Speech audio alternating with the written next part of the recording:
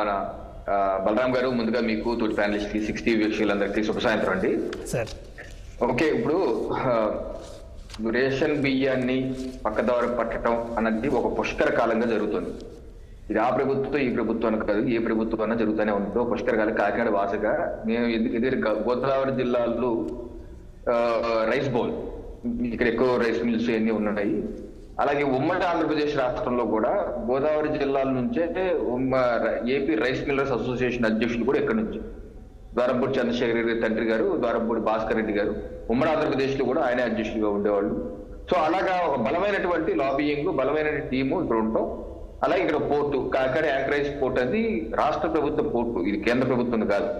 Kakinada anchorage port is complete state government port. దానిలో ఆ port లో బాడ్జెస్ ఉంటాయి. ఆ బాడ్జెస్ మీద బాధ్యుల్లో ఏంటంటే ఈ రైస్ మిల్ బస్తాలన్నీ పెట్టి సముద్రం లోపల తీసుకెళ్లి ఓడలోకి ఎక్కిస్తారు. అలా పనిచేసే కుటుంబాలు 10,000 కుటుంబాలు ఉంటాయి. దాని మీద ఆ ఎక్కించడానికి దింపడానికి ఇక్కడ కార్మికులు ఉంటారు. ఆ కార్మికులన్నా దానిలో ఇన్వాల్వ్ అయి ఉంటారు. ఈ యాంకరేజ్ పోర్ట్ ఇప్పుడు కాదు, 150 సంవత్సరాల నుంచి ఉంది. ఇది ప్రైవేట్ పోర్ట్ కాదు. ప్రైవేట్ పోర్టులు వేరు. కాకినాడ సీ పోర్ట్ అది వేరే ప్రైవేట్ పోర్ట్, అది కేవీ రావు గారిది, ఆయన అమ్ముకున్నాడు, అది వేరే విషయం. జిఎంఆర్ కూడా అది వేరు. ఇది కాకినాడ యాంకరేజ్ పోర్ట్ అనేది స్టేట్ గవర్నమెంట్ పోర్ట్. ఈ స్టేట్ గవర్నమెంట్ పోర్ట్ యొక్క ఆధునీకరణ కూడా మోదీ ప్రభుత్వమే 2017-18లో 100 కోట్లు ఇచ్చారు, ఆధునీకరించాడు అని చెప్పి. ఆ డబ్బులతో కూడా ఆధునీకరించారు.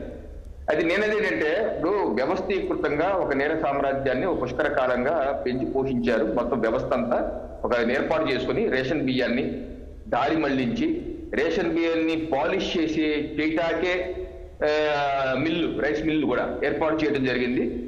ఇది జరిగింది గత 2019 ముందు కూడా జరిగింది.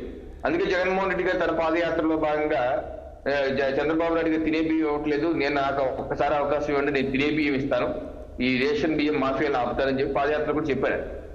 అయితే ఆయన పాదయాత్రలో నేను సన్న బియ్యం ఇస్తాను కూడా అన్నారు. ఆ తర్వాత అధికారంలోకి వచ్చాక అసెంబ్లీలో అబ్బాయి నేను సన్న బియ్యం అనలేదు, నా మేనిఫెస్టో లేదు, నేను నాణ్యమైన సోనా మసూరి స్వర్ణ లాంటి బియ్యం ఇస్తాను, తినే బియ్యం ఇస్తానని చెప్పి డిసెంబర్ 2019లో కూడా floor of the house assembly కూడా ఆయన చెప్పారు. నేను దీనికి ప్రత్యేకంగా 1500 కోట్లు కేటాయించాను, ఏప్రిల్ మాసం నుంచి రాష్ట్రం మొత్తం నేను స్వర్ణ తరహా నాణ్యమైన బియ్యమే ఇస్తాను, అద్భుతమైన ఇస్తాను, చంద్రబాబు నాయుడు కాదు నన్ను నమ్మండి అని అసెంబ్లీకి అన్నారు. అది ఏం జరిగింది? కరోనా రావటం, కరోనా తర్వాత మోడీ బియ్యం ఉచితంగా ఇవ్వటం, మొత్తం మోడీ గారు ఇచ్చే బియ్యం 5 కిలోలు, ఇచ్చే 5 కిలోలు మొత్తం 10 కిలోలు రావటం. మొత్తం గత 3-4 ఏళ్ళకి ఏం చేశారంటే ఈ వ్యవస్థ ఏదైతే ముందు నుంచి బిల్డప్ చేస్తారో ఆ వ్యవస్థ యొక్క కెపాసిటీని 2 రెట్లు 3 రెట్లు పెంచేశారు. పెంచేసి ఇంకా మనకి ఎక్కువ రేషన్ బియ్యం అందుబాటులో ఉంది కానీ ఇంకా ఎక్కువ రైస్ మిల్లు పాలిష్ చేసే, ఇది దీన్ని స్పెషల్ గా సన్నగా చేసి పాలిష్ చేసే రైస్ మిల్లు దొంగచాట్లుగా పెట్టించారు. మళ్ళీ ఎక్కువ ఇంతకు మీరు చెప్పిన గణాంకాలు ఏ రకంగా గణాంకాలు పెంచేస్తారో మొత్తం అలా పెంచేసుకుని ఎక్స్పోర్ట్ చేసి జగన్మోహన్ రెడ్డి గారు చేసింది ఏం లేదు, ఎప్పుడు ఏ పోర్టుకి వెళ్ళలేదు, ఎందుకు ఇలా జరుగుతుంది ప్రశ్నించలేదు, చేసింది లేదు. మొత్తం వ్యవస్థని మొత్తం 2 రెట్లు 3 రెట్లు పెంచేశారు. అందుకని ఆ టైంలో కూడా మేము కూడా పవన్ కళ్యాణ్ గారు కానీ మేము కానీ తిరిగి కానీ మేము చెప్పింది ఏంటి, మాకు మేము ఈ యొక్క రేషన్ బియ్యం మాఫియాని కాకినాడ కేంద్రంగా యాంకరేజ్ పోర్ట్ కేంద్రంగా జరుగుతుంది ఆపుతాను. గత 5 మాసాలుగా ఏ ప్రభుత్వం గతంలో ఆంధ్రప్రదేశ్ లో ఏ ప్రభుత్వం చెయ్యని విధంగా కఠినమైన చర్యలు తీసుకుంటూ ముందుకు వెళ్తున్నాం. దానికి సాక్ష్యం పవన్ కళ్యాణ్ గారి ఉప ముఖ్యమంత్రిగా ఉండి ఫస్ట్ టైం ఏ ముఖ్యమంత్రి ఉప ముఖ్యమంత్రి చెయ్యని విధంగా కోర్టులోకి వెళ్ళి ఏం తప్పు జరుగుతుంది, తన ప్రభుత్వం తెలిసినప్పటికీ ఇక్కడ తప్పు జరుగుతుంది, ఇది ఆగాలి అని చెప్పి చిత్తశుద్ధితో పనిచేస్తారు. వాళ్ళు నేను హ్యాట్స్ ఆఫ్ చెప్తున్నాను.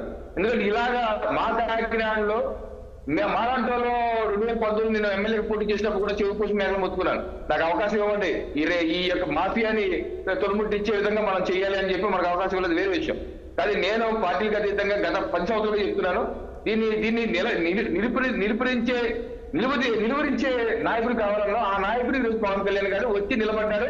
అలాగే నాదెళ్ల మనోహర్ గారు డే 1 నుంచి పౌర సరఫరా శాఖ చేతిలో తీసుకున్న డే 1 నుంచి సీజ్ చేస్తున్నారు. 25,000 జూన్లోనే 25,000 టన్నులు సీజ్ చేశారు. ఆ తర్వాత కూడా చేస్తున్నారు. కానీ ఈ యొక్క వటవృక్షం ఏదైతే అవినీతి వటవృక్షం పెరిగిపోయిందో దీన్ని ఒకళ్ళిద్దరు పవన్ కళ్యాణ్ గారు లేకపోతే నాదెళ్ల మనోహర్ గారు కంట్రోల్ చేయలేని పరిస్థితి ఆసక్తితో కనపడుతుంది. ఎందుకంటే దీన్ని ఇంకా ఎక్కువ పొలిటికల్ విల్లే కాదు, పాలసీ విల్ కూడా కావాలి. ముందు నేను పవన్ కళ్యాణ్ గారిని ఎప్రిషియేట్ చేసి దీన్ని ప్రశ్నించి అధికారంలో ఉండి కూడా ప్రశ్నించి జరుగుతుంది తప్పు, దీన్ని ఆపాలి అన్న చిత్తశుద్ధిలో నాయకుడు ఉన్నారు అక్కడ ఉప ముఖ్యమంత్రిగా. తప్పనిసరిగా ఇప్పుడు కాకపోతే 2 ఏళ్ళ కన్నా 3 ఏళ్ళ కన్నా కంట్రోల్లోకి వస్తే మా కాకినాడ కూడా చెడ్డ పేరు కూడా పోయే అవకాశం ఉంది. ఇంకోటి, ఇప్పుడు పవన్ కళ్యాణ్ గారికి పొలిటికల్ బిల్లు, మా చంద్రబాబు నాయుడు గారి పొలిటికల్ బిల్లు అయితే ఉంది, కానీ దాని పాలసీ కూడా సెట్ చేసుకోవాలి. ఈ రోజు ఉదాహరణకి నాగల మనోహర్ చెప్తున్నారు 25,000 టన్నులు నేను సీజ్ చేశాను గోదాముల్లో. కాదు ఏమవుతుందండి, మనకి ఎసెన్షియల్ కమోడిటీస్ యాక్ట్ ఉందండి, 1955 యాక్ట్. ఈ యాక్ట్ ప్రకారం ఎక్కడైనా సరే సీజ్ చేస్తే కేవలం 6 చేయదు. గతంలో కూడా మన డిబేట్ లో నేను మాట్లాడాను, మీకు గుర్తుంటుంది. వీళ్ళు సెక్షన్ ఆ రోజు ఇంకో పోలీస్ అధికారి కూడా వచ్చారు, మాట్లాడారు. నేను చెప్పేది ఏంటంటే సెక్షన్ 6A కేసు పెడతారు. 6A అంటే ఏమీ ఉండదు ఆ కేసు. కలెక్టర్ దగ్గరికి వెళ్తారు. ఇప్పుడు మనోహర్ గారే చెప్పారు, వాళ్ళు కోర్టుకి వెళ్ళారు, కోర్టు బీజీ తీసుకోమంది, బీజీ తీసుకుని వదిలేమంది. ఎందుకంటే ఇది ఎసెన్షియల్ కమోడిటీస్, అలా ఉంచితే ముక్కిపోతే ఉరిగిపోతాయి కాబట్టి మీరు బీజీ తీసుకుని వదిలేయమన్నారు, వదిలేసామని చెప్పన్నారు. చట్టం అలా ఉంది, ముందు ఆ చట్టాన్ని మార్చాలి. నేను అదే ఏంటంటే, మీరు రేషన్ బియ్యాన్ని పట్టుకుంటే కొన్ని రాష్ట్రాల్లో జప్తు చేసేస్తారు, గోదావరిని ఆక్షన్ చేసి అమ్మేస్తారు, లేకపోతే లారీల్లో రేషన్ బియ్యం పట్టుతారు దాన్ని ఆక్షన్ చేసి అమ్మేస్తారు. అలా కంటే లేకపోతే మన ముఖ్యమంత్రి గారు చెప్పినట్టు భూ కబ్జా చేస్తే పీడీ యాక్ట్ పెడతా ఉన్నారు. అలా రేషన్ బియ్యం కనుక మీరు మీ గోదావరిలో దొరికితే మీ మీద పీడీ యాక్ట్, లేదా మీ గోడ అమ్మేస్తాం. అలాగా ఈ యొక్క మాఫియాల యొక్క వెన్ను విరిచే చట్టం తీసుకురావాలి. వెన్ను విరవకుండా, పాలసీలు చేయకుండా మనం ఎంతసేపు చేసినా అందే పాటలా పాసిబుల్ కవర్ అన్నట్టు ఉంటుంది, కానీ ఏమీ ఉండదు. ఎందుకంటే మీరు ఎప్పుడన్నా విన్నారు, ఇంతకాలం మీరు జర్నలిజం ఉన్నారు, పెద్దలు నాకు అనుభవించిన నాయకులు, టీడీపీ నాయకులు, వైసీపీ నాయకులు కూడా ఉన్నారు. ఎప్పుడైనా సరే రేషన్ బియ్యం పట్టుకున్న వాళ్ళు జైలు వేశారు, ఎప్పుడన్నా 6 నెలలు శిక్ష పడింది, సంవత్సరం శిక్ష పడింది, ఇప్పుడు విన్నావా? వెళ్ళలేదు. ఎందుకు లేవంటే అలా లేవు కాబట్టి, చట్టాలు లేవు కాబట్టి.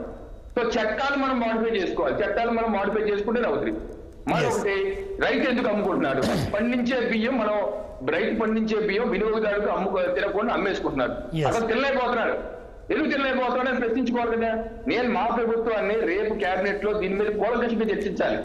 దీన్ని రాష్ట్ర ప్రభుత్వం చట్టం మాడిఫై చేయాలి, కేంద్రం మాడిఫై చేయాలి. ఇప్పుడు ఫర్ ఎగ్జాంపుల్ అక్కడ రేషన్ బియ్యం ఉంది సార్, రేషన్ బియ్యం ఏమైనా నిషేధిత జాబితాలో ఉందా? మొదటి ప్రశ్న. ఇప్పుడు నిషేధిత జాబితాలో పోర్ట్ నుంచి ఎక్స్పోర్ట్ ఇంపోర్ట్ కి నిషేధిత జాబితా director general of foreign trade ఉంటుంది. ఆ జాబితాలో అది ఉందా? మీకు చూపిస్తాను circular. 28 September 2024 ministry of commerce and industries director general of foreign trade ఇచ్చిన సర్క్యులర్. ఈ సర్క్యులర్ లో ఏంటో తెలుసా? ఏ పోర్ట్ నుంచి అన్న దేశంలో బాస్మతి రైస్ కానటువంటి రైస్ ఏదన్నా సరే ఎక్స్పోర్ట్ చేసుకోవచ్చు, it is free for export అని చెప్పి director general of foreign trade ఇచ్చినటువంటి సర్క్యులర్. ఈ సర్క్యులర్ ఆధారంగా అక్కడ స్టెల్లా ఏ కావచ్చు, కెన్ స్టార్ కావచ్చు, దానిలో బాస్మతి రైస్ ఉంటే స్మగ్లింగ్. బాస్మతి రైస్ కాకుండా ఏ రైస్ ఉన్నా స్మగ్లింగ్ అవ్వదు. ఎలా అవుతుంది? అవును కదా. అవునప్పుడు దానికి స్మగ్లింగ్ అని ఎలా అంటాం? చట్టం లేదనగా. అందుకని మనం ఏం చేయాలంటే కేంద్ర ప్రభుత్వంతో మాట్లాడి, లేదు బాస్మతి రైస్ తో పాటు పీడిఎస్బి ఉన్నా సరే స్మగ్లింగ్ జాబితాలో యాడ్ చేయించాలి. అలా యాడ్ చేయిస్తే అప్పుడు కస్టమ్స్ వాళ్ళు పట్టుకుంటారు. కస్టమ్స్ వాళ్ళు పీడిఎస్బి టెస్ట్ చేస్తారు, వాళ్ళు పట్టుకుంటారు, వాళ్ళు వెళ్ళినవాడు. అప్పుడు అది మనం కంట్రోల్ చేయగలం. అలా కేంద్ర ప్రభుత్వం చట్టంలో మాడిఫై చేయాలి. అలాగే వినియోగదారుడితో మాట్లాడు. ఎందుకు నువ్వు తినకపోయినా బియ్యము తిన్నట్టుగా మత్తలు వేసేసి తీసుకొని 10 రూపాయలకి అమ్మేస్తున్నావు అంటే మాకు చెప్తాడు, సరే కొన్ని రేషన్ బియ్యం నేను తీసుకోకపోతే నాకు దీనికి లింక్ అయినటువంటి సంక్షేమ పథకాలు, ఫీజు రీయింబర్స్మెంట్ కావచ్చు, లేకపోతే ఎన్టీఆర్ ఆరోగ్యశ్రీ కావచ్చు, ఇవన్నీ తీసేస్తుంది గవర్నమెంట్. అందుకనే నాకు తినలే